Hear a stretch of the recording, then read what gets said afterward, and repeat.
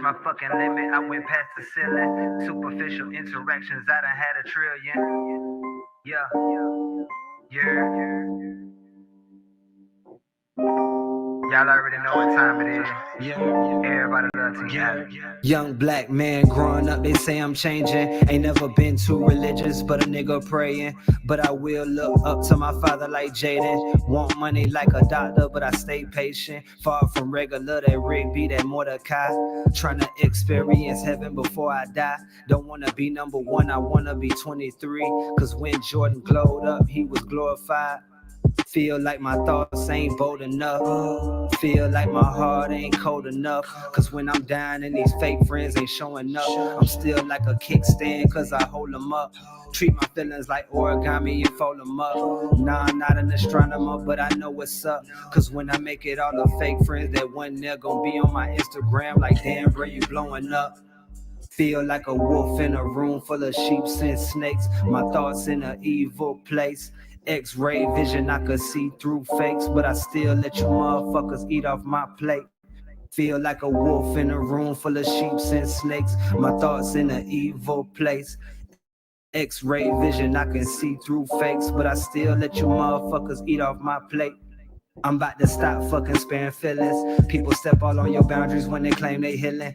I done reached my fucking limit, I went past the ceiling. Superficial interactions, I done had a trillion. I'm about to stop fucking sparing feelings. People step all on your boundaries when they claim they healing. I done reached my fucking limit, I went past the ceiling. Superficial interactions, I done had a trillion. I'm about to stop fucking sparing feelings. People step all on your boundaries when they claim they healing. I done reached my fucking limit, I went past the ceiling. Superficial interactions, I done had a trillion. Boom, boom, boom, and we back. This is the Enigma Sept Hour podcast. I'm your host, Enigma September, of course, and Happy New Year. Happy New Year.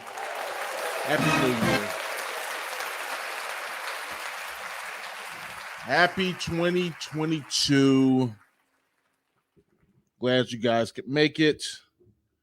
Pretty glad I'm I'm here. Pretty glad I'm here. What you just heard was Boundries by my man Aye Lex. I still call him Skeet. You may be annoyed by that, but sorry, bro. Bad habits are hard to break. I haven't made that resolution yet. Anyway, yeah, it's Aye Lex with Boundries. Should be out soon, so you guys just look out for that. Or holler at your boy. I can get you in contact with Aye Lex. He can shoot it to you, and you can have that banger on your own. It's the exclusive. So yeah, that's what we got, man. It's episode 169. Hey yo, 169 of the Enigma Sept Hour podcast, and I have a very special guest that will pop up. Guys, literally may hear the sound when he pop up, but I got one Ryan Ray, who's the aide to Tallahassee City Commissioners Jeremy Matlow. So that's Ryan Ray, coming out of Central Florida, but representing the 850, like literally representing Tallahassee, like literally. So yeah, we're gonna see what he's talking about. And you guys are like, yo, E, this is a hip hop podcast. This guy sounds like he does politics. What? How does, you know how it fits? You know how? It says the Enigma Sept Hour. Enigma Sept. I'm Enigma Sept. Yeah, so I can pretty much have anybody on this podcast. I'm still talking hip hop, and we're gonna talk hip hop amongst other things. But yeah, you may want to get real familiar. You may want to get real familiar. Does I don't sound like I'm Brooklyn. Hey, guy. Anyway, may want to get real familiar, man, because yeah, politics is my thing. Those who know me politics is my thing. And well, we in the year 2022, which is a midterm election year. So yeah, all the noise you got in 2020, all the political noise, you're gonna get like a fraction of that coming this year. And I'm gonna be here for it. Anyway, man, happy 2022. I brought in the year of my wife and a glass of champagne. Took a little sip of the bubbly. Really felt real somber and reflective afterwards. Then I got a little horny, but Fee went to sleep. Fee fell asleep in New Year's resolutions. So yeah, just took my butt to bed too. We're gonna turn a new leaf into 2022. Anyway, that didn't go. That didn't do it. Nope. I know. Anyway, man, I promised you guys last year. I hate people do that joke too. Like, bro, it was last week. Relax. Chill out. Anyway, I promised you guys last episode that I can give you my top album rapidy rap albums of 2021. And I've compiled a list. I have a list. Fetch me the royal full. But sire, fetch me the royal full. Note say, but sire, what? Read the note aloud. You fool. Just don't dance. All they do is this. Let me see that. All they do is this. If you finish that skit, congratulations. If you didn't, you need to grow up. Anyway, top 10 rap albums of 2021 according to your boy Enigma September. I ain't gonna front. It's kind of a lame list. It's no surprises. You're not gonna be surprised. Not really. I think all these albums are dope though. You know, I had to run a couple of them. Now I will say this, just to give you guys some backstory. I cannot say that these are absolutely my favorite albums. I did kind of take into account what I've seen, what was general consensus. And then some of it was what I thought was some BS, and some was what I thought was, legit. Rolling Stone can kiss my whole ass. I know that much. Because I listened to, what's that boy name? Playboy Cardi. Yeah, nah, that's not album of the year. And honestly, I really feel as if when I listen to the album, it makes me think that like Playboy Cardi raps and talks about the things that white people think black people talk about.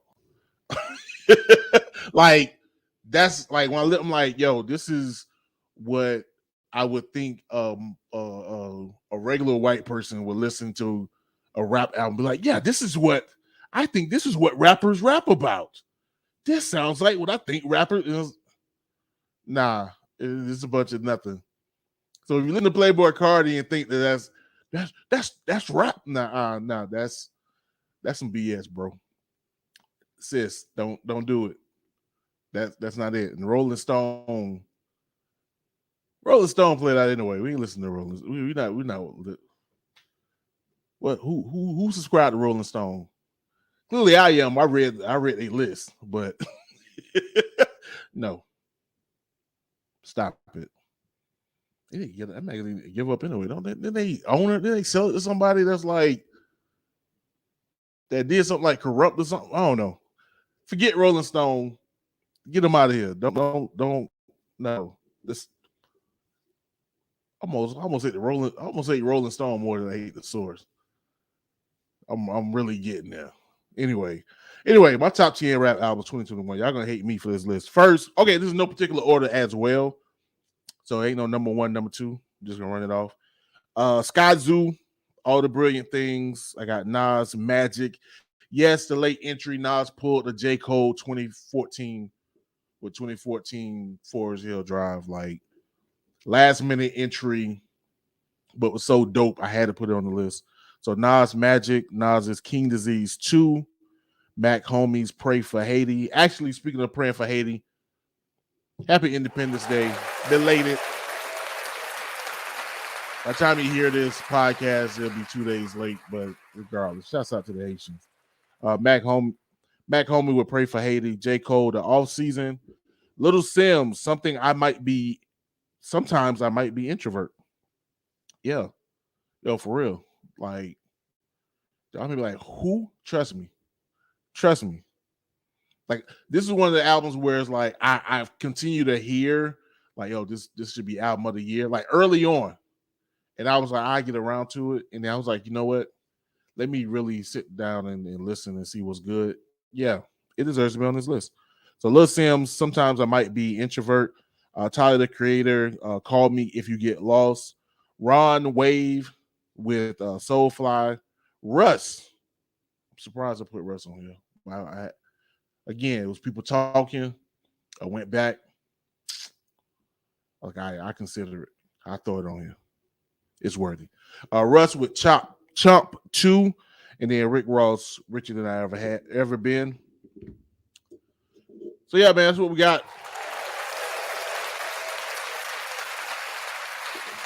Congratulations to all of those. Doesn't really matter. Just me, little old Enigma Sept. Emphasis on the old, not so much on the little. Shut up. Anyway, I suggest that you go and check those albums out if you want to really go back. Honestly, I think if I was gonna pick a number one, it would be Mac Homie's Pray for Haiti. He killed that. Like honestly. And oddly enough, it's not an album that I really went back to a lot, but just listening to it, I'm like, yo, this is a piece of art. Like, he is killing this. So, yeah, that and Lil Sims. Yeah, if you missed those two albums in 2021, I behoove you to go and check those out before February, before people start dropping albums again. Anyway, speaking of dropping new stuff, of course, we got the wrap-ups, the battle of the wrap-ups. Skillz, Uncle Murda, and the verdict is this. First of all, we got Skillz dropping his 20th edition. 20, man. I know I'm pushing these buttons a lot, but it is what it is, man. 20th edition, my boy. You weren't even born yet. You, not you. No, you was definitely outside. No, you over there. You weren't even born yet, my boy. But yeah, so because of that, he indicated, even though he always indicate that's gonna be his last one, but it seemed more sincere, being that, you know, this is the 20th one, and he definitely improved on what was the biggest problem last year, and that is the beat was actually on point. The beat.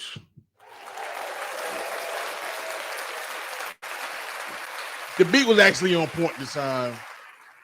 He went and got Jigga's was it Encore? Yeah, Encore. Do you want more? Get Sue's back. Because he did the whole Hova, but not Hova. He did what he said. Wrap up. He came back. Yeah, so he took Jigga's Encore beat.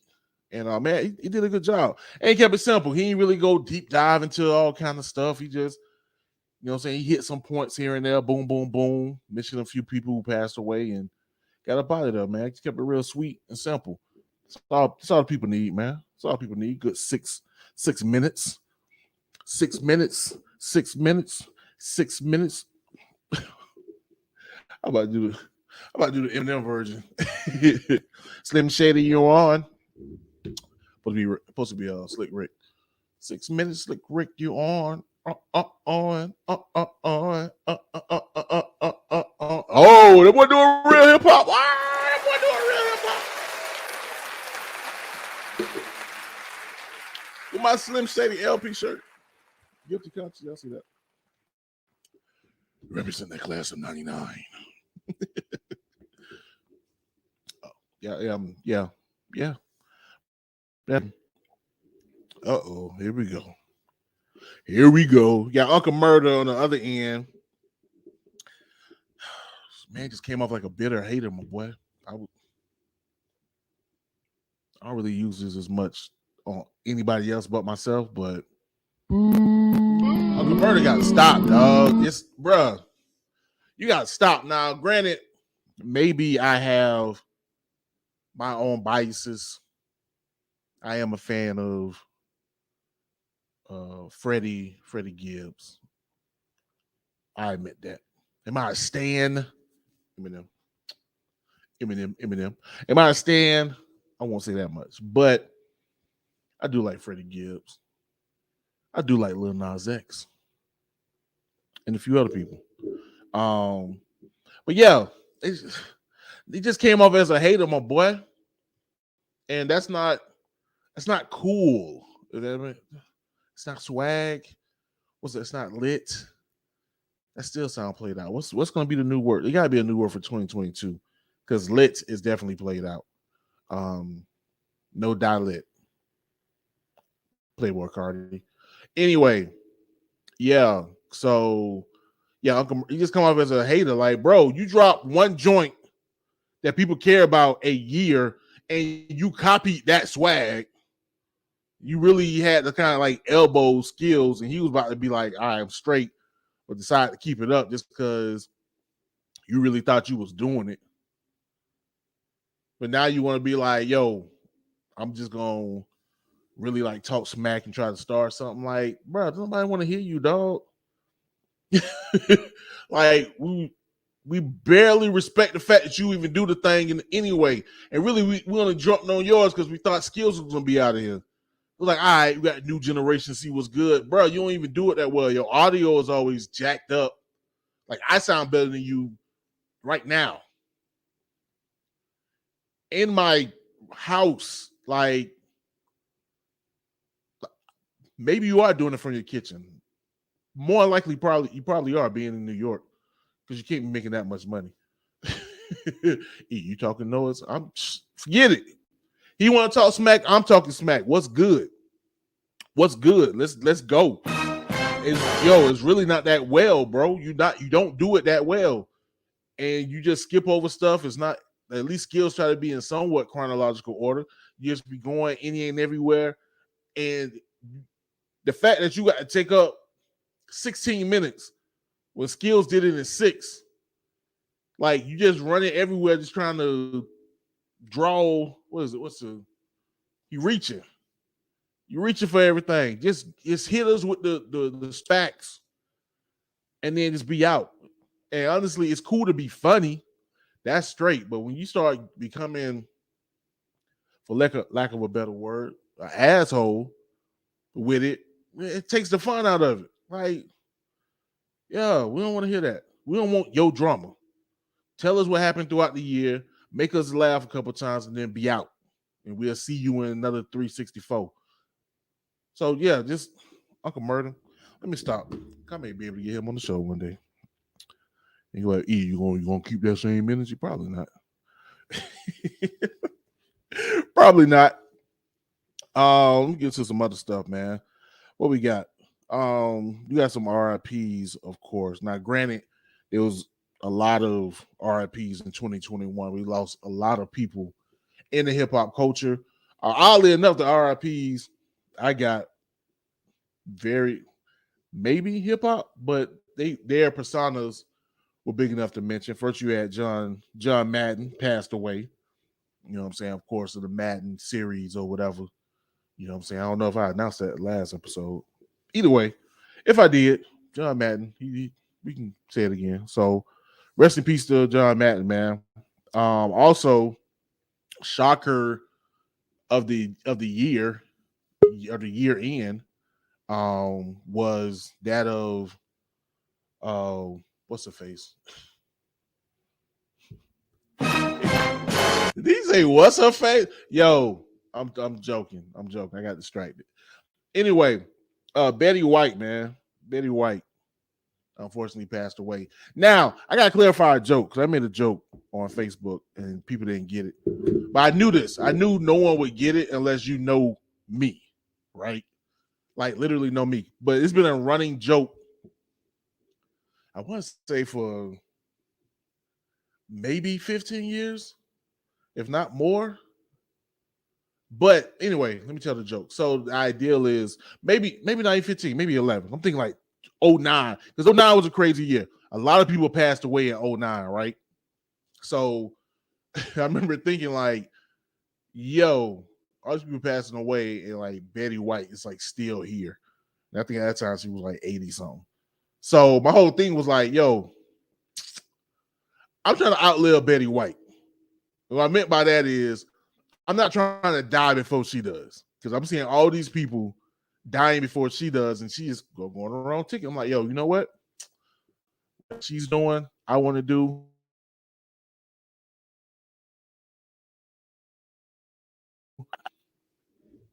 Want to get out of here before she does. And, you know, I was like everybody else. So I was hoping she would have at least reached the century mark, which is, of course, I think a couple of weeks from now. So I was saddened. But the thing is like now it's like, okay, Betty White done got out of here. So does that mean I'm ready to die? Yo, wait, no, no, I'm not. I'm not. So I gotta find a new person. Like, what's not Dick? Is it Dick Van Dyke that's still alive, or his brother? I think it's his brother. It's not Vic Van Dyke, Van Dyke. It's his brother. It's the one that was on that show, Coach. I think he's still alive. And Bob Barker. I'm gonna follow them. I ain't trying to die before Bob Barker. How about that? See, who did too much of that? Certain Woolery, his racist ass. Let me not talk ill of the opposition. I may seem biased. But you know, of course, we had another RIP. Wrap this up. RIP Max Julian of the Mac fame, a popular black story. What was it? Black? I can't ever say it. I got it in my head. Black exploitation. Black station. I know it's like exploit, black exploitation film. Anyway, you know, the films in the 70s from the 70s. There's also about Pimps and Hoes and Shaft. Yeah, one of those films. Anyway, the Mac, man, he was 88. I believe he was 88. He was found unfortunately in the room by his wife, and that was actually the January 1st. And man, so yeah, man, rest in peace to those and everybody, man. 2021 was crazy. Biz Marquis, DMX, Shock G, Black Rob, Draco, the Ruler, like Slim 400, just a lot of people, big and small throughout hip hop. So hopefully 2022 we do a little better. Man, speaking of, I was about to say something nasty. No one deserves to die. No one. Granted, we're all going to die, but no one deserves to die. So I'm not going to say that. However, this person on the fence, like, you got to relax. So for those who may remember Lil Xan of SoundCloud fame, called out former Shady Records artist and apparently his manager, Stat Quo, with enabling his drug addiction. And then in turn, Royce the 5'9" came out and called him snitch.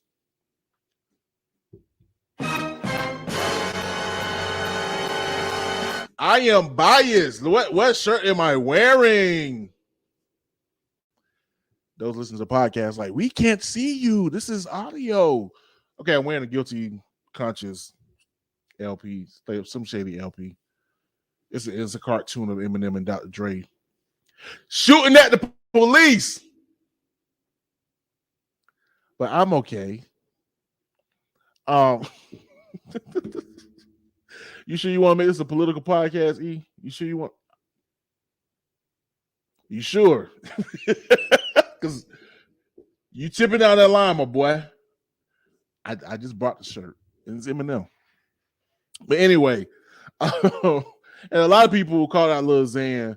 It was like, first of all, your name is Lil Xan, my boy. I mean, can you really be upset with anyone when you asked for drugs, they went and got it? Seems like it would have been kind of your thing. Seems like if anybody would have been your manager, that's probably the main thing they would have been prepared to do, is to know a lot about drugs and how to get it, because your name is Lil Xan. I'm just saying. But one interesting thing, well, no, people were saying like, hey, man, you're a grown boy. Now take some responsibility, all right? You took the drugs. You asked for the drugs. He was just your manager doing what you asked. Now you want to sit him, throw him under the bus, and potentially get him arrested because you need a buzz? Yeah, I did that. I know. That's not a big pun. Anyway, bro. But this is what I was interested in. Again, some shady LP. I found it interesting because I was like, yo, low key, I was thinking like, yo, was Stat Quo supplying Eminem back in the day? Like, granted, Stat Quo was part of Slim Shady Records, right? And that was around the time that Eminem professed that he ended up, getting addicted to opiates. He was almost out of here. He was about to be up out of here. He was about to die. And I remember thinking when he explained that like years later, I guess after once he got cleaned up after 2009, after he dropped Recovery, like I was wondering if one of the hanger-ons were the one that was supplying him. Now I thought it was Cassius, because I was just like, he was really close to Cassius. As far as Cassius, one of the artists that was on Slim Shady Records, in the late 2000s, along with Stat Quo and Bobby Creekwater. But especially with Cassius, like Cassius wasn't particularly skilled to me. And I was like, why? But M just seemed like really, really tight. Almost as tight as he was with either Proof or Royce the 5'9". So I'm like, why is he so tight with this dude? And then oddly enough, once M got clean, he basically cleaned house with Cassius, Stat Quo, and Bobby Creekwater. And so I got thinking, like, could it be that they were supplying them and he had to get rid of them because they were supplying whatever? But I always thought it was Cassius. So, but with Xan coming out with this whole thing with Stat Quo doing whatever, and granted, I still think it's on Lil Xan for doing whatever he was doing. But it was just interesting that, at the end of the day, I don't think anybody's going to dispute the fact that Stat Quo may have had the connection to get the drugs. You know what I mean? So it made me think maybe Stat Quo had experience with getting drugs with a very popular white rapper because he did it 10 years prior. I'm just speculating. Now, let me stop because I may need Stat Quo on the show. No, actually, let me tell you a quick story that I got to keep it moving. Actually met Stat Quo. I'm not gonna tell the full story because I'm definitely not gonna embarrass myself unless I get Stat Quo on the podcast. Then I would tell y'all the full story because it'll be worth it. But I actually got Stat Quo's number. It was at TJ DJ's record conference. I want to say maybe had to be 05, had to be 04, 05. I was working at Subway. Anyway, went to the conference, recognized him, hollered at him, got his number, actually called him, did a follow-up, let him know who I was, and you know what I'm saying, I was trying to see if we can work something out as far as music or whatever. Didn't know where I was going to take it, but I definitely want to follow up, so I ain't want him to think I was, BSing. And then, this is why I know I was working at Subway, because I was working at Subway on Tennessee Street. I went to the bathroom, and I left my phone in the bathroom for like a split second. I went back into work. I was like, oh, snap, I forgot my phone. Went back in the bathroom, and my phone was gone. And back then, you couldn't just switch your information to the next phone. And that was that. I lost the contact Stat Quo. So that's my connect. Yeah, I do this hip-hop thing for real. You know what, Fee? Fee really... Fee really hate the fact that I like Subway. she thinks Subway is the worst. And I'm just like, yo, I want Subway.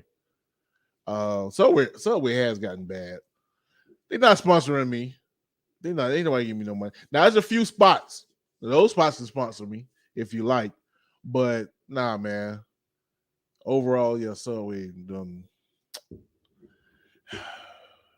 I don't know. Anyway, speaking of going down, man, Dr. Dre settled his divorce with his wife for $100 million.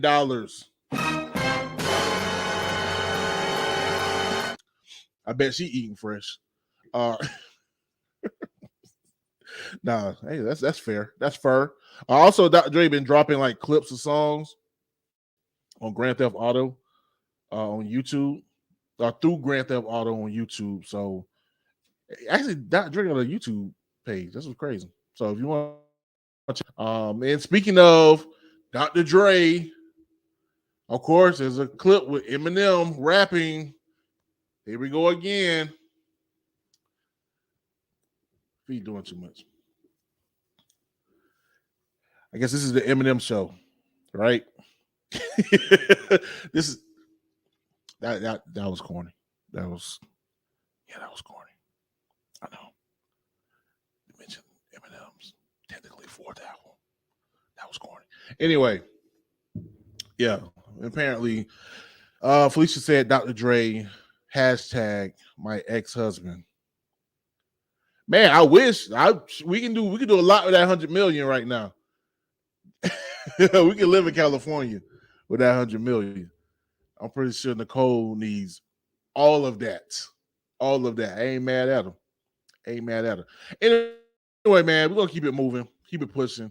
I ain't got too much to talk about. It's the new year. Everybody, it's cool, literally cool right now. So, yo, we got new music. My man One.Will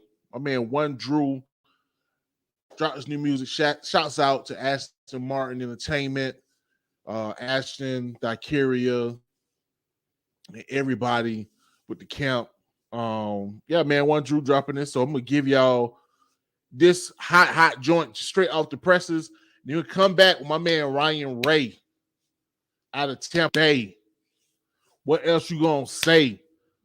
I do this all day, son. Yo, we got this One.Will, what it do. Then we come back. This is the Enigma Sept Hour. You got time, baby.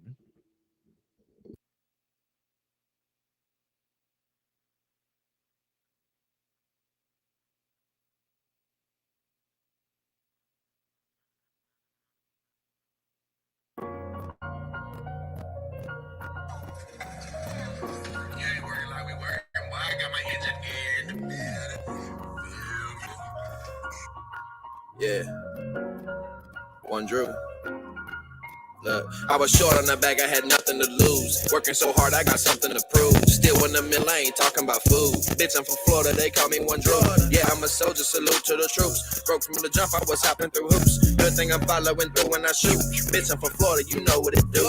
Florida boy jumping in straight from the start. You know I'm cooking and dripping in sauce. Most of these rappers is all a facade. Me no need capping, I put that on God. We never slipping, we keeping that raw. I got two, he got one, even the odds. If there's a problem, then that get resolved. Now that we up on you, can't get involved. In my own lane, and I don't plan to change. I'd rather invest and buy that little chain. 3 businesses, that's a lot on my brain. I do admit that shit hard to maintain, but I'm a stand up man, put that on game. See that the OG blood running my vein. Got out the game, but I still know the lane. Me and the greatest is one and the same. I was short on the bag, I had nothing to lose. Working so hard, I got something to prove. Still in the mill, I ain't talking about food. Bitch, I'm from Florida, they call me One Drew. Yeah, I'm a soldier, salute to the troops. Broke from the jump, I was hopping through hoops. Good thing I'm following through when I shoot. Bitch, I'm from Florida, you know what it do. I was short on the bag, I had nothing to lose. Working so hard. Boom, and we back. This is your boy Enigma September. What you just heard, my man One Drew with What It Do. And somebody else who can say, I ain't gonna say the B word, but they can say they from Florida. My man Ryan Ray. Ray can say he's from Florida. What's going on, my boy? Hey, not too much. I'm gonna have to make that my new intro song when I at city commission meetings at City Hall. Yo, do that. I'm pretty sure Drew will be down with that. Drew would be down with that. Let's do that. That slaps. He said, "I'm from Florida." I was like, "Yep, this is fitting. This is fitting." But yeah, man, I'm glad to have you on the show. My man already representing with the Jeremy Matlow T-shirt. Go on, let the people see that. I was appreciating the sandwich discourse earlier. First of all, about Rolling Stone. Rolling Stone has been whack for a long time. They had even in rock, they had constantly had a new cover story about like Interpol or the Strokes or someone who's going to save rock and roll every 2 years since like 2000. Right. And so, right. It's good to know that they fuck up the rap coverage as well. Like the list was kind of going okay. I'm like, all right, this is okay, it's respectable, whatever. And then I got to the number one joint, and it was Playboy Cardi's I can't think of the name of the album now. And I was like, maybe I'm missing something, right? Because I understand I'm much older. So it's like, yo, maybe somebody there is tied to the youth, and maybe they know something. So went back, listened to it, and I was like, no, this is a bunch of garbage. Like I can't even. Like everything was just so cliche with the album. I'm like, that's what I said. Like it sounds like something. Like if you were to ask a suburban soccer mom, what does rap sound like? That's what she would point to. She was like, that's rap. Because it was just. I think their target demo is still the original Rolling Stone readers. I think they're still at the Bob Dylan level of readers, which is cool. People that still got shout out to people who are still subscribing to magazines. Right. Yeah, because I definitely have a degree in newspaper journalism. So anybody that's still reading print, if you're still reading print, hey, shouts out to you. Shouts out to you, man. Maybe my degree wasn't completely worthless. I still recognize that as well. Yeah. So anyway, we're gonna get into it, man. So we got Ryan Ray, who's the aide to City Commissioner Jeremy Matlow, aka Pizza Man to the haters. They really be out here hating on your boy. I'm just letting y'all know. People like that. It's true. I mean, certain kind of people do. They love the pizza puns, but I never got it. People love pizza. Right. Actually, I was just watching Ninja Turtles today. So, yeah. It's a lot of Michelangelos out here. You know what I mean? Absolutely. We come from that same tradition. I think we come at local government and politics from the Teenage Mutant Ninja Turtles tradition. Right. Right. Right.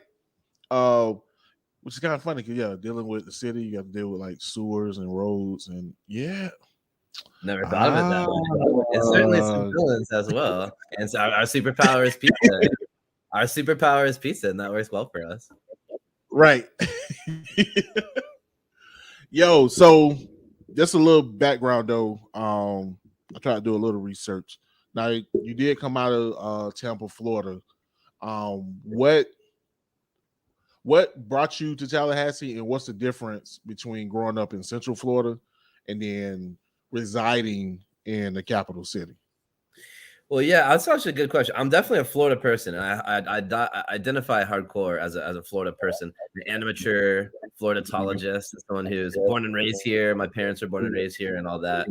And it's a apt time to ask that question because I just got back from like 2 weeks down there.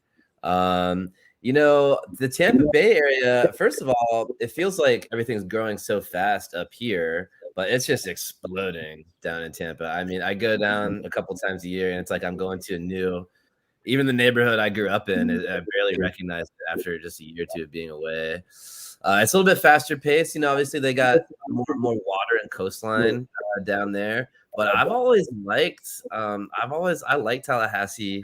It's got a good vibe. It's got a good community. It's got people like you holding it down. Things like cool institutions like V89, and it's the it's the community that raised my guy Jerry Mallow, and I think that cool people stick around here for a reason. One thing I noticed about Tallahassee from Tampa and even St. Pete is I know a lot of people that are born and raised here that live here.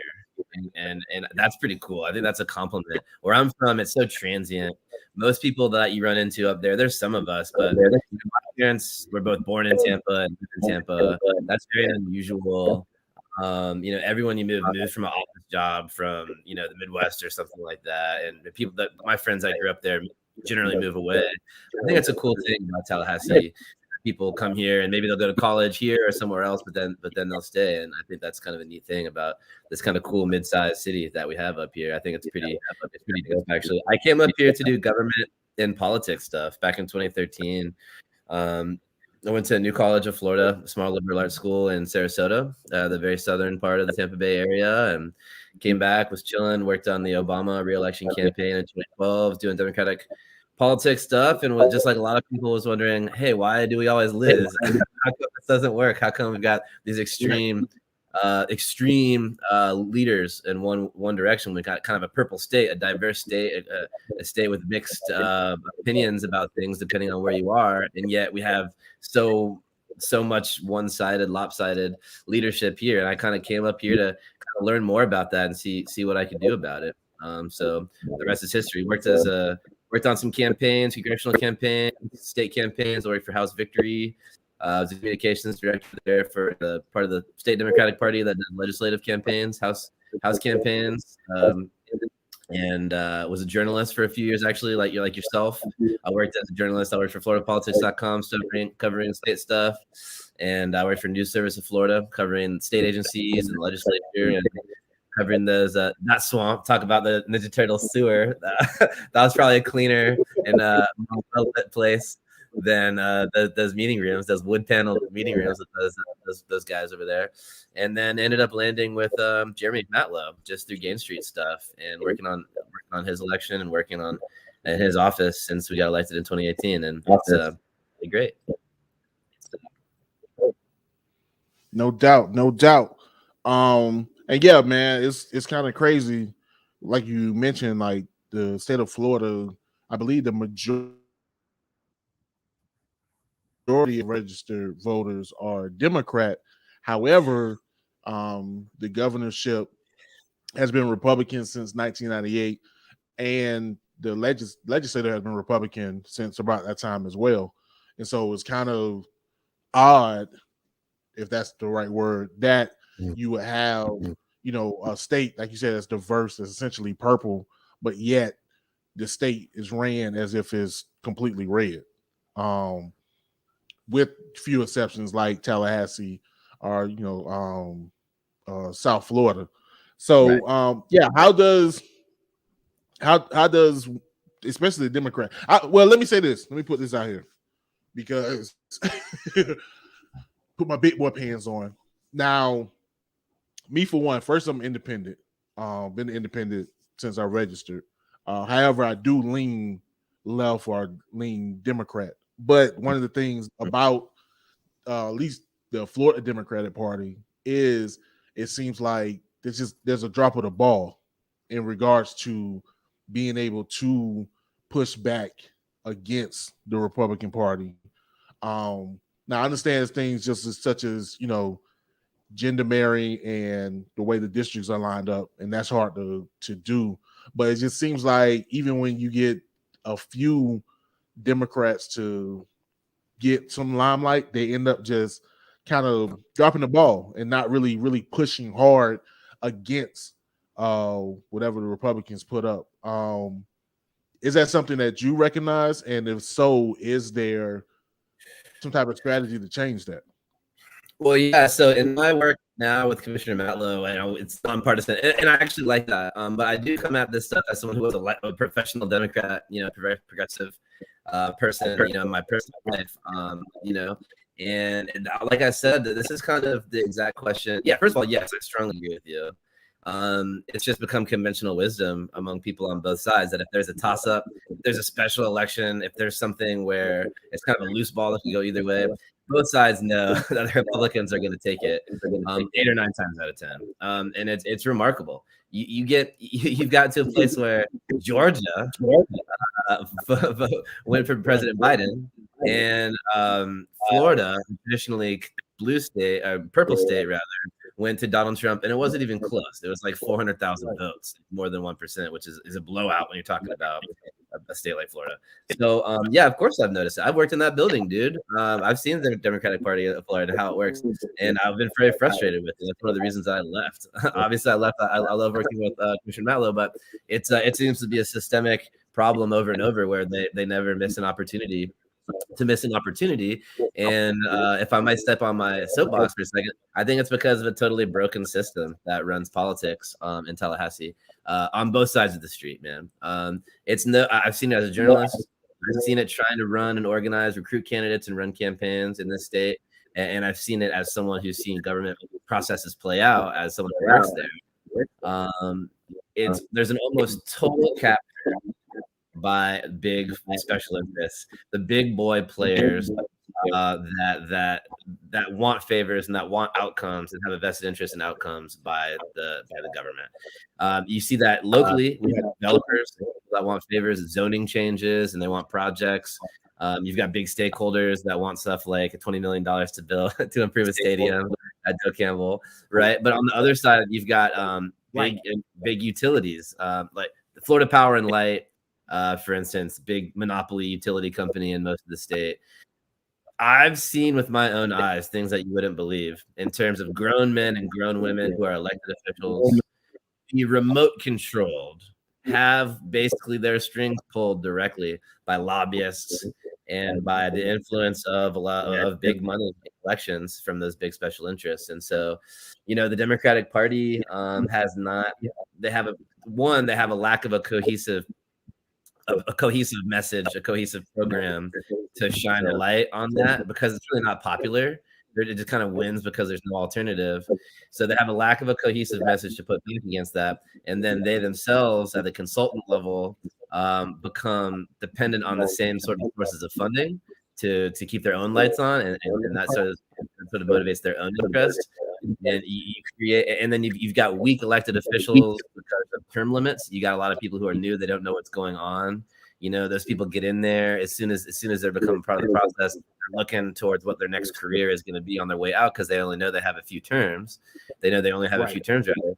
So all those things kind of conspire to create a process where a very small group of people has an inordinate amount of power, and that creates those frustrating outcomes that we all see over and over again. Yeah, man, it's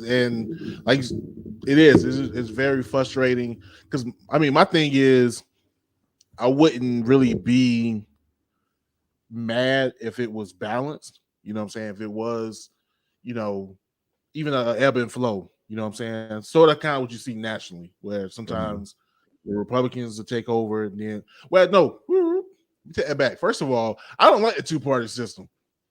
Let me put that out there. I personally don't like the two-party system. I don't either. I think it ends up just being kind of one class, and then they just, like you said, it's kind of one class kind of bars off to the other, but it's still in the same circle, and there's no really true alternatives. And then we get caught up in the mix because of corporate interests that can play both of them and play both sides, and that's really what the issue is. That's why that was my main beef with those who supported Donald Trump, despite all the xenophobia and racism and sexism that he was spewing out, was that, like, bro, he's part of what's really the problem, which is corporate interests. Like, he's that big rich guy that puts out money to whoever candidate that's going to favor whatever deals he's trying to make. That's the issue, and people were looking at him like he was supposed to be a savior from that when he was the epitome of it. It was just confusing and just stupid to me.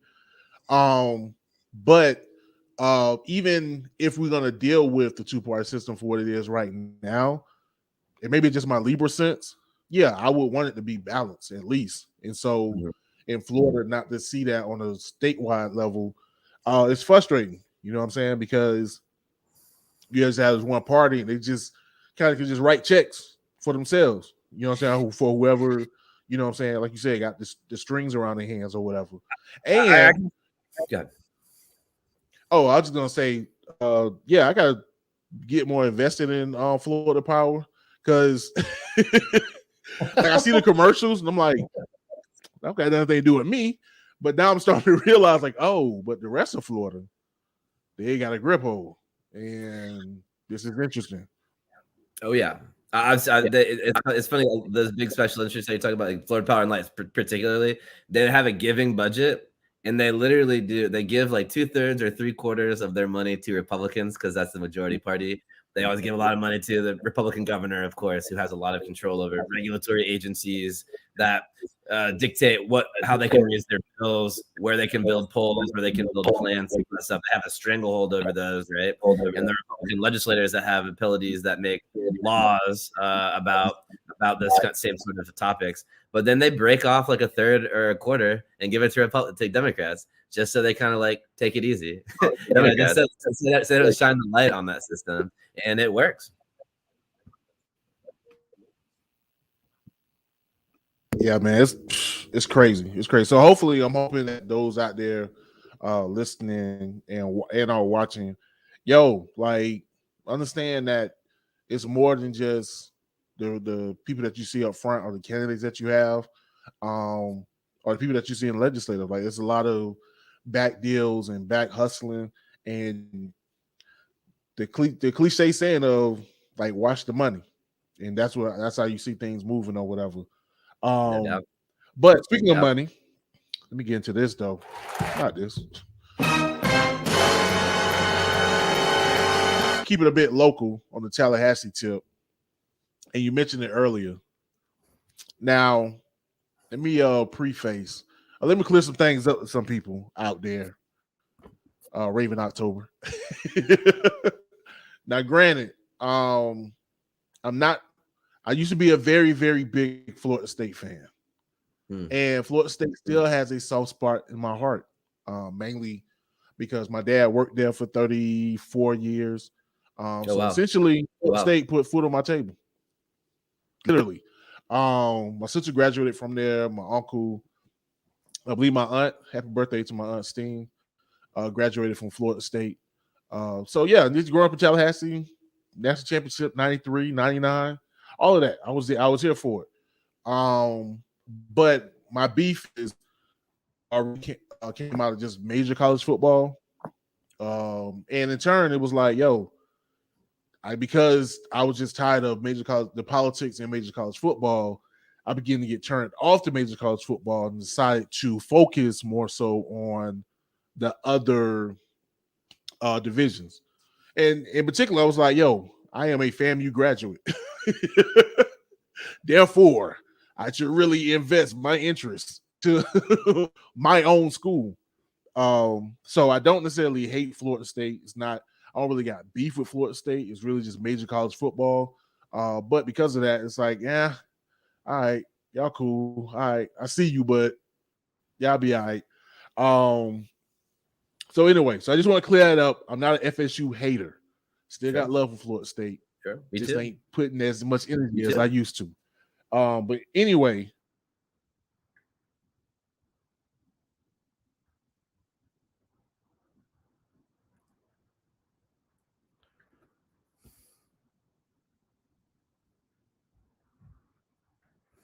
Came Blueprint 2020.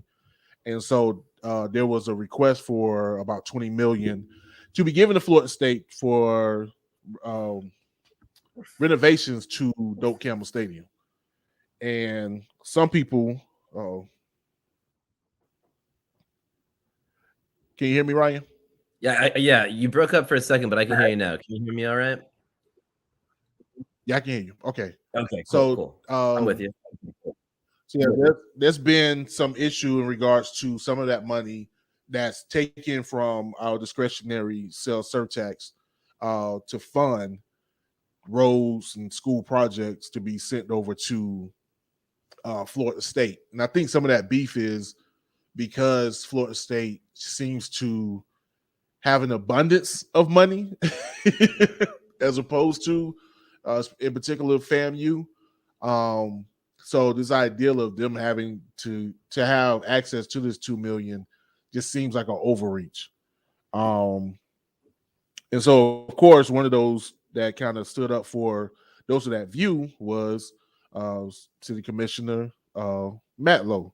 And I believe City Commissioner Jack Porter as well stood up in regards to those who didn't think that giving the $20 million to Florida State would be prudent.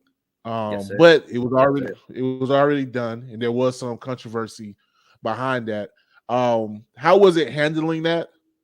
And were there any repercussions, or do you guys think there will be any repercussions in the upcoming election year? Well, so yes, it was us. Commissioner Porter, Commissioner Welch, who's actually newly elected, represents Killarn up north. Commissioner Dozier, who's retiring, and then actually one gentleman, Rick Weiner, flipped his vote from being for it to being against it at the last meeting. And it's actually not all the way done. It's actually going to be one final vote on the matter. It's still pending. There can be there's a big vote in February about issuing the bond financing, since all this stuff is not even funded. That's so crazy to me. I think people don't understand this as well as they should. These huge projects out of this penny sales tax that you're talking about are going to be funded. It's not money that we've collected. We've barely started to collect it. We're issuing bonds, aka borrowing, at the expense of millions of dollars against future tax receipts in order to fund this stuff today. To me, that's really reckless. It's really irresponsible. And I think it's something that people from progressive to fiscal conservative, it's just are up in arms about it if they knew about it. How was it dealing with that process? Man, well, I got to say, I'm so proud of our community. It's a really smart, well-educated environment, community here in Tallahassee, Leon County. People know what's up. People pay attention to government here. And people have a good sense of what's right and what's wrong. And there's probably an unprecedented, this is probably the issue of the decade. People got out and they made noise and they studied up and they wrote op-eds and they came. We got more emails on this than any other issue that we've gotten any correspondence about by a factor of 2 or 3. And it was great. We felt really supported, and we felt really gratified by all the amazing letters that we got. People in general know the deal on this, and they know that it's wrong. It's conventional wisdom. Everybody knows that when you have publicly subsidized, taxpayer subsidized luxury stadium projects, sports stadium projects in general, it's never a good deal for the taxpayers. And I really don't think that anyone on either side, I think, kind of knows that. The best argument that I've heard is essentially we owe it to them. We owe it to them. I think most people even grant you that that it's not going to be a great return on investment. And there's so many other things that we could be doing with that money.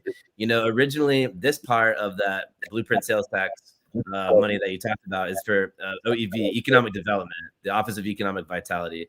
Originally, what people had in mind for this money is you break off $10,000, $20,000, $50,000 loans to small businesses and entities, minority-owned businesses that don't have a ton of collateral behind them, that wouldn't ordinarily be able to get a ton of money on the front door by going to a bank. And so that's what government can be there for. And that's what we all had in mind. What people didn't think that this money was for, and what people's idea of economic development is taking all of that money, wrapping it all together into one big pile, advance funding to borrow and pay interest and borrow fees, and then give it all into the biggest, richest institution in town for the best financed thing in the entire city that's only used whatever it is 10 days out of the year. So to us, I mean, I'll say this, and I'll wrap up. I mean, to us it was amazing. We felt a lot of solidarity, and we felt a lot of love and support from people that we didn't understand. We're talking conservative business people from up north. We're talking about people who didn't care about politics locally. All kinds of people all across all kinds of different neighborhoods reached out to us and said, thank you for doing what you're doing. The only place in town that I know where that was not popular, and that idea, that our point of view did not prevail, was in that room at City Hall among those commissioners. But I think there's even the possibility for that to change in the vote. So we'll see. All right, no doubt, man. Hopefully, those of you still are invested in it, man, y'all make sure to keep your eyes on it. And again, it's just, bro, I'm putting it plain and simple. Florida State, win a bowl game. How about that? Huh? Win a bowl game and you'll be all right. That's really what it comes down to. All right. Y'all ain't getting that bowl money. You ain't getting that Jameis money. And now you want to try to get some from somewhere else. Nah. Win a bowl game first. How about that? And we love Florida State. It's not, Florida State has some of the very top brass senior administration has taken some shots at the community opposition, and that's okay. We're not here to say anything negative about Florida State. We're very focused on this policy. We think that this is a bad use of this money, and we'll continue to advocate for that. But I hear you. I hear you, and people. I think people to Bragg Stadium and to FAMU are misplaced and inaccurate, because FAMU has been historically underfunded. FAMU Stadium is in a very different place. It has different needs. There's a different funding source there. I think that's apples and oranges, and so we feel really on solid ground with where we're at. Now let me look, Ryan. You can't do it. Let me do it. We know why y'all think. Why FAMU can get it? Why can't you know why FAMU need it? And for you to be in opposition of it, we know, and you know. So I don't even do that, please, because your governor already screwing up. Right? He already on the fence. You don't want to go over there. All right. We know why FAMU is underfunded, and that's why FAMU needs the help. So if you want to compare these apples to oranges, yeah, don't do that. Don't do that, Florida State. Don't do that. Man, oh, y'all down. This is why I can't get into politics. I'll call y'all out. Yeah, we need you, man. We need you, man. We need common sense people. We need people. We need smart people all with their eyes on the prize, like you. And that's one of my favorite things about this entire process and getting involved with Commissioner Matlow, man. People are, unlike ever before, people are really getting involved, paying attention, and I think it's really cool. I think it's really cool that we can have a conversation like this and people know that we're talking about, because it's kind of broken through to the overall consciousness in the community. And I think that's pretty cool. No doubt.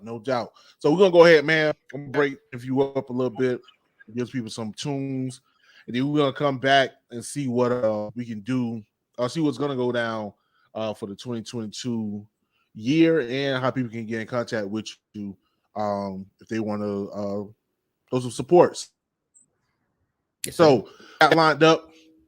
I got my man Tareef Knockout featuring Cierralexandria with Believe It or Not. Then my man One.Will with Fresh from Florida.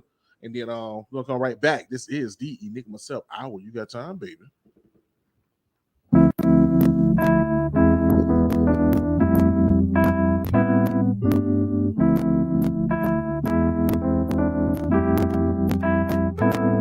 Would you believe it or not? If I told you I'm gonna make it to the top. The struggle's real, man, we all been through a lot. I'm on my grind now, that won't never stop. Would you believe it or not? If I told you we gon' make it to the top. The struggle's real, man, we all been through a lot. I'm on my grind, haters praying that I flop. Nah, would you believe it or not? If I told you I'm gon' make it to the top. The struggle's real, man, we all been through a lot. I'm on my grind now, that won't never stop. Nah. Would you believe it or not? The people doubted Robert Ripley. I've been gifted with this rap and still never been down a chimney. Knew a girl at FAMU, stayed stone, passing like kidneys. These women hitting my line can't respond, cause I've been busy getting paid for my thoughts could care less. That's your pennies, middle finger to your rolling tonight. I'm feeling kinky, mom and dad always made a way. Clothes was never dingy, gifted kid, I was skinny, hardcore. Might drop 50, heart broke. When shit didn't work out with me and Kimmy, watch your biggest blessings always turn into the greatest lessons. I'm never stressing on what God be testing us with. Allah give me the strength to pass your final exam. Soon as you mention the greatest, I bet I ain't exempt. Ain't no scar on my face, looked up and I am the blimp. Looked up and I am the blimp. Zion above the rim. My first championship. Would you believe it or not? If I told you I'm gonna make it to the top. The struggle's real, man. We all been through a lot. I'm on my grind now. That will never stop. No, would you believe?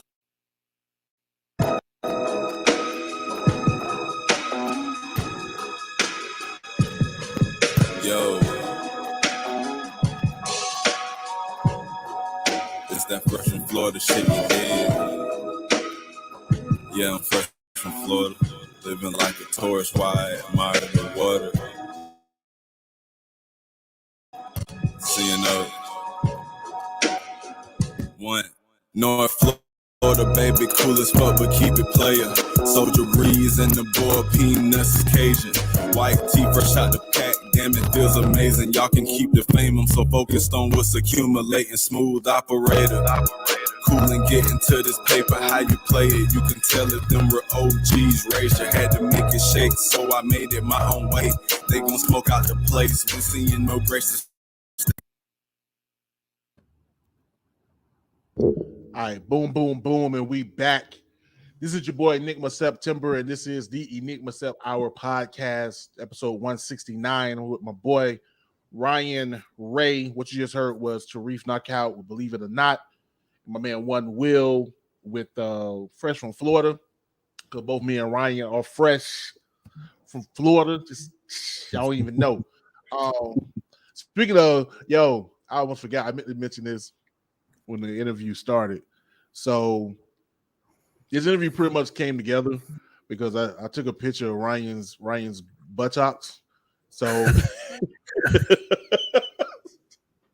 so they was having the and my man Tareef was performing. So I decided to pull up, you know what I'm saying, videotape Tareef, you know what I'm saying, show some support. And Ryan and Jeremy ended up like standing in front of me for whatever reason. So I took a picture and put it on Twitter. It was like, hey, I think something, I don't know, I guess Jeremy's dad's a glass maker because I can't see past him or whatever. We were all caught up, man. We were lost in the sauce, man. We were excited. Yeah, so Ryan hit me up. He was like, oh, man, I'm sorry. I'm like, yo, you straight. I was like, just making the joke.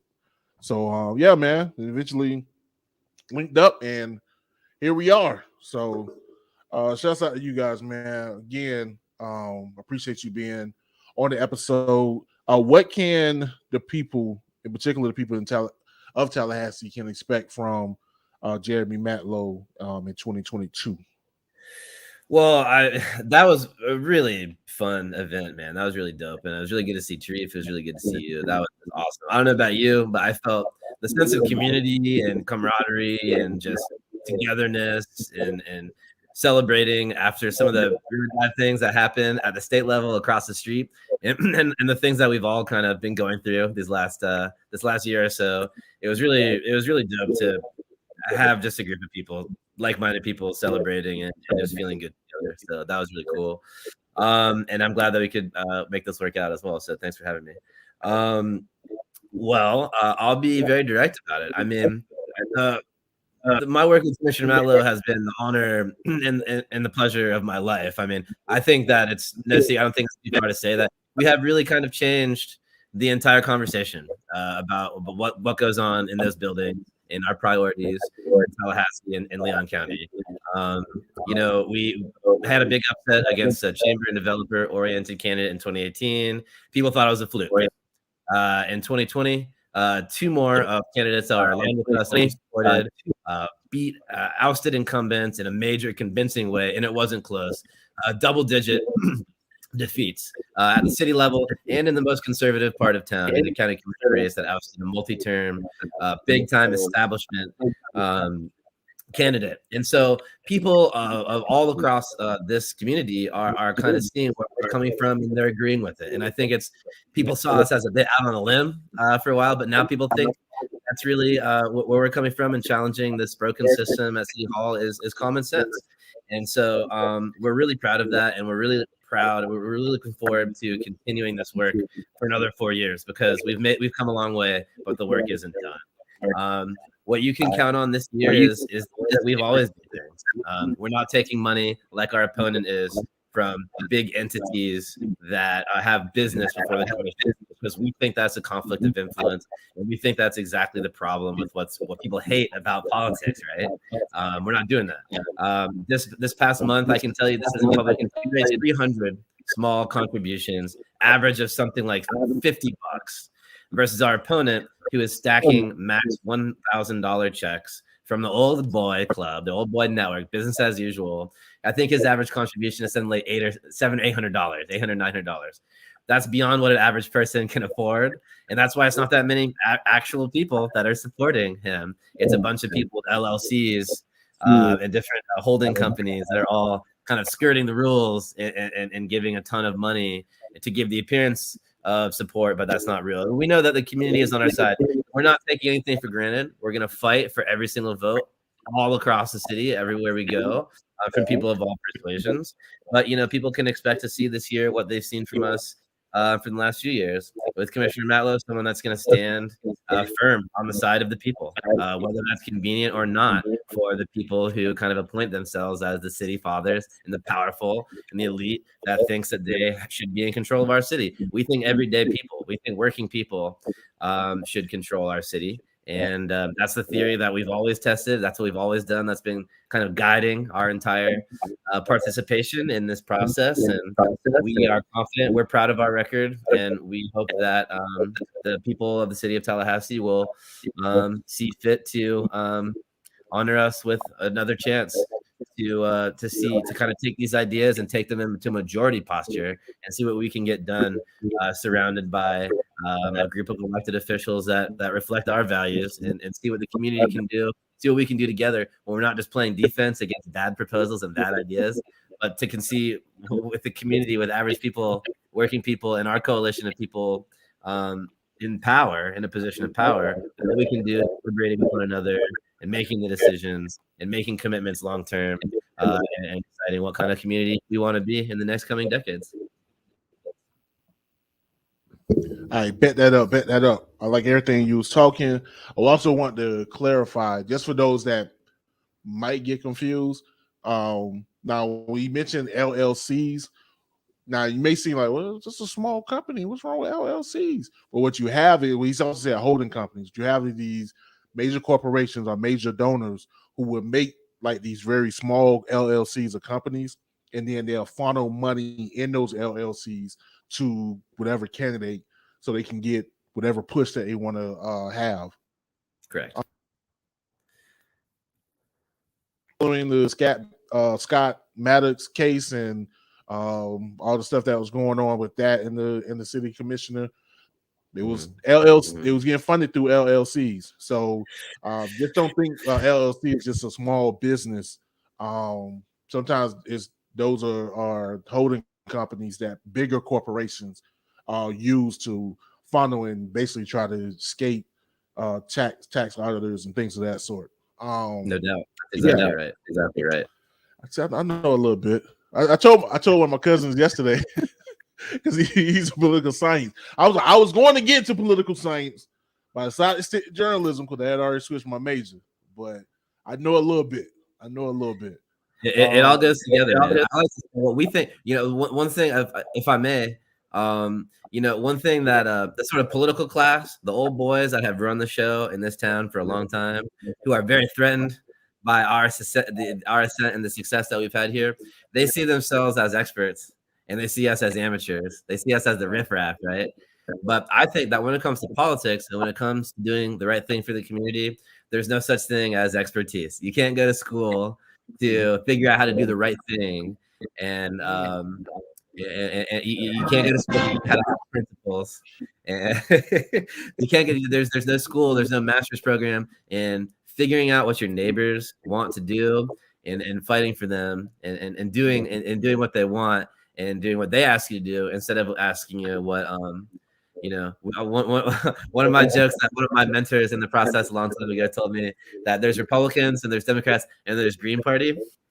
There's too much of that controls the show, and so yeah, no, I agree. I think no one should be embarrassed about not knowing enough, because I think that if you see what's going on and you look at the streets, the city condition that the roads are in, you see what part of investment, where's going what's going where, who's benefiting and who's paying for this, then you know everything you need to know to participate and advocate in this process. Exactly. And honestly, man, government. Oh, we're gonna wrap this up. I want to get into it, but man, that's the basis of the government, man. That's the basis. Like, I don't need to be concerned with if Dope Campbell got AC. I need my streets to be paid. Like, granted, it's annoying.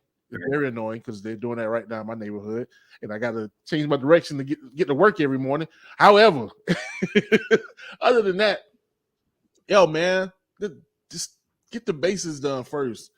At the very least, man, make sure people got affordable housing around here. Make sure people can pay their light bill. Make sure people can get to work. You know what I'm saying? Even if they don't have their own transportation, like, work on that. Stop trying to build luxury condos. Let me stop. I'm gonna get in trouble. I'm gonna stop. All right. Enigma Sept for mayor. Nah, y'all don't want that. So before we get up out of here, Ryan, if you can let people know, how they can get in contact with you, and if they're interested in supporting Jeremy Matlow, how they can do that.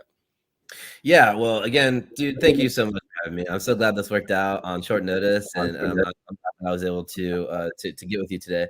Yeah, again, I'm Ryan Ray. You've got my social scrolling here at the bottom.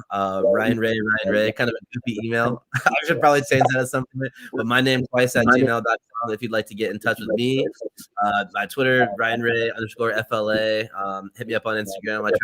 I try to keep it fresh in my stories as much as I can. So I get on one every once in a while and try to put some goofy stuff in there. And I like to have fun and hang out with our followers and get creative up there.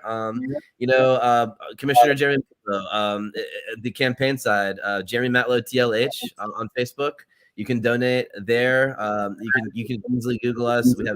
We're available on all platforms.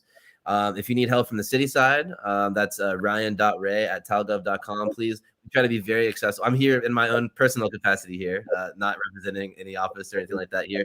But if you'd like to reach out to us, we try to be very accessible. We try to take people's complaints to where they need to go and be responsive to people.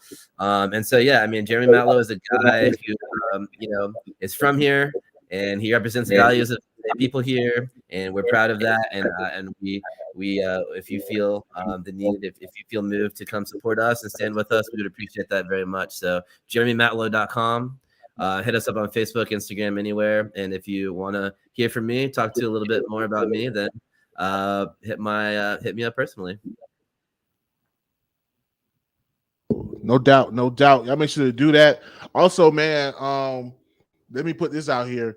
If you are the ops Meaning, if you I don't know if whoever may be running or whatever, and you feel like you have another point of view, feel free to hit me up. This isn't something that was some kind of setup or whatever. Me and Ryan was legitimately just vibing and decided to have him on because, again, I'm Enigma Sept and this is my podcast. So, but if you feel like you have a point of view or you got a political stance that you want to speak on, holla at your boy and I'm with it. No matter what your political stance is, because I'm open-minded and I think all views need to be recognized. So I'm cool with that. Hit me up, enigmasept@gmail.com, at enigmasept everywhere else. And yeah, we can go from there. But so I just want to put that disclaimer out. I want people to think I'm being one-sided. But hey, whoever reach out, they reach out. It is what it is. You know what I'm saying? So regardless, man, Ryan, yo, I appreciate it, bruh. This was a dope interview. I really got to speak on some things that I typically can't speak on in this space. So it felt good to be able to, you know what I'm saying, basically talk about that. And actually, want you to hold on just for a bit after I end the show. I got something else I need to holler at you about. But other than that, man, those out there, podcast land, I appreciate you guys for listening in. Those in YouTube land and Facebook land, I appreciate you guys for watching. I got some shows already set up for the next couple of weeks, so be prepared for that. It's going to be pretty dope. Also, any artists out there, if you want to get your music played on the podcast, holla at your boy. Hit that email up, man. MP3, wave file, short bio, and just let me know what's good, what's going on, and I'll run it. So Happy New Year. Shouts out to my mama. Shouts out to my wife, Felicia, for supporting your boy. Shouts out to my baby Mackenzie. Daddy loves you. My sister Drill. JC, man, be safe out there in California. You know what I'm saying? Get back to Tally soon, safe and sound out there with your people. I appreciate you, my boy. And yeah, everybody else, man. Love y'all. See y'all next week. This is the Enigma Sept Hour. You got time, baby.